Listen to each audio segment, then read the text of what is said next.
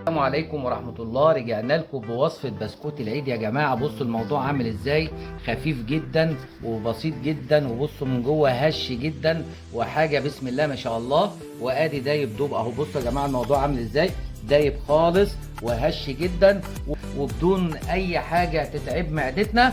ويلا نكمل الفيديو للاخر ونبدأ الوصفة على بركة. السلام عليكم ورحمة الله، كل سنة وحضراتكم طيبين. النهاردة هنعمل حلقة من سلسلة حلقات مخبوزات العيد، وعملنا كعك العيد وعندي على الصفحة ونال اعجاب الجميع، والطرق سهلة جدا. والنهاردة هنعمل بسكوت الكيس بطريقة سهلة وبطريقة احترافية، وهنبدأ الوصفة على بركة الله. اللي هنشتغل بيها النهاردة على بركة الله نص كيلو دقيق ابيض متعادل الاستخدام، 1 معلقة بيكنج باودر، ذرة ملح، 200 جرام زبدة صفراء مع 50 جرام سمنة عشان نطعم، 170 جرام سكر بودرة، 3 بيضات، البيكنج باودر اللي معانا، ولو عايزين نقطة عصير برتقال مفيش مشكلة.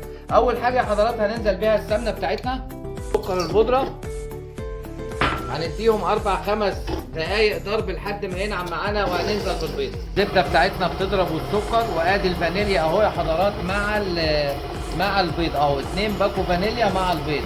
يبقى كده الزبده بتضرب مع السكر، والبيض ده هننزل بيه تدريجيا، وهننزل بالبيكنج باودر على الدقيق وذره الملح البركه، والدقيق ده كله هننخله عشان نخرج منه الهواء ويبقى هش معانا.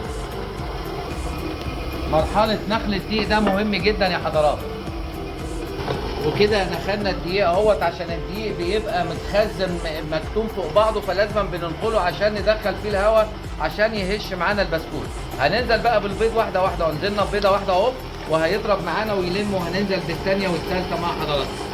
دايما واحنا شغالين نلم الاحراف بتاعه المكنه عشان خاطر يندمج مع بعضينا العجينه كلها وتتعرف على بعضها، وتبقى العجينه كلها ميكس مع بعضها. واستسمحكم اللي ما اشتركش في القناه استسمحوا يشترك ونعمل لايك للفيديو عشان نشيره، عشان في ناس كتير محتاجه الطريقه السهله دي. القمر اهو كل حاجه قدام حضراتكم. اخر حاجه هننزل بيها الدقيق، وبعد كده هنكسر مع بعض البسكوت.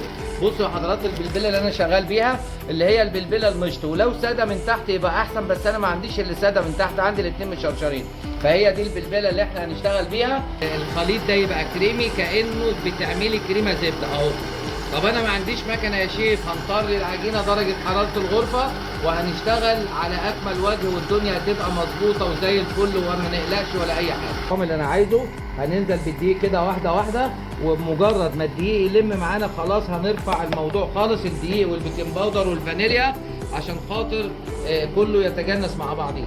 مجرد ما العجين يلم معايا وتبقى عجينه متماسكه هبطل عشان ما تاخدش مني عرق، ما تاخدش مني عرق خالص اهو. موضوع قدام حضرتك اهو، سهل وبسيط وعلى قد الايد اهو. اديله لفه سريعه اهو، وهوقف الميكسر بتاعي، وده القوام اللي انا عايزه اهو. اهو بسم الله حبيبي يا رسول الله، حاجه لوز اللوز. الصاج بتاعنا نقطه زيت بسيطه، ولو ما عندناش فرشه بمنديل كده بسيط، وبنفضل نفرد كده الزيت. انا عايز بس ايه، هو البسكوت هينطر، ولكن انا عايز ايه اوريكم ان الخطوات سليمه 100% اهو. بعد كده هناخد الخليط ده كده نفضيه في الكيس اهو يا حضرات. بصوا، وماسكه الكيس الصح ان انا ما امسكوش من فوق ابدا، مش هيبقى معايا صح، لازم بمسكه كده بخنقه كده من هنا، والباقي لازم اقسمه كده، واجي كده اقول بسم الله وادوس، واهو اهو هيطلع معاكي قمر قمر قمر اهو. موضوع بسيط، وكل سنه وحضراتكم طيبين بمناسبه عيد الفطر المبارك ان شاء الله.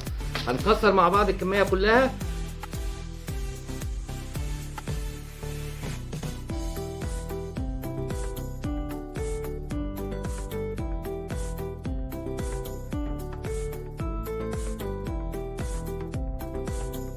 حضرات عملت معانا القمر اللي حضراتكم شايفينه، وفض كام واحده عملناهم في صينيه تاني، واحنا لو زنقنا هنا هتدينا النتيجه، بس ما بحبش ازنق. هندخل الفرن على درجه حراره 160 درجه لمده تلت ساعه سلك الوسطاني، وممكن يكون الفرن عندك عالي بطريقته ما فيش تايمر، فعينك عليه وده ما تخافيش منه، وهنسويه مع بعض على بركه الله. حضراتكم شايفين خرج البسكوت من الفرن، بسكوت الكيس، بسكوت بدون نشادر، بسكوت الثلاث بيضات. وبصوا يا حضرات الموضوع عامل ازاي، ولا السوا بتاعه عامل ازاي، فوق وتحت مذهب وايه، وبيتشال ويتحط وتستو، هيبقى رهيب، وهنقدمه مع بعض على بركه الله. وكده انتهينا يا حضرات من رص البسكوت. كل سنه وحضراتكم طيبين. بصوا بقى الموضوع عامل ازاي، ولا الزجزاج اللي فوق وما فرش معانا وسوى فوق وتحت. واستسمحكم اللي ما اشتركش في القناه استسمحوا واشترك ونعمل لايك لكل فيديو. ودمتم في امان الله، وكل سنه وحضراتكم طيبين. وانتظروني في الحلقه الجايه. بسكوت البرتقال باذن الله هينزل حوالي الساعه 7 او الساعه 8 بعد الافطار. وكل سنه وحضراتكم طيبين، والسلام عليكم.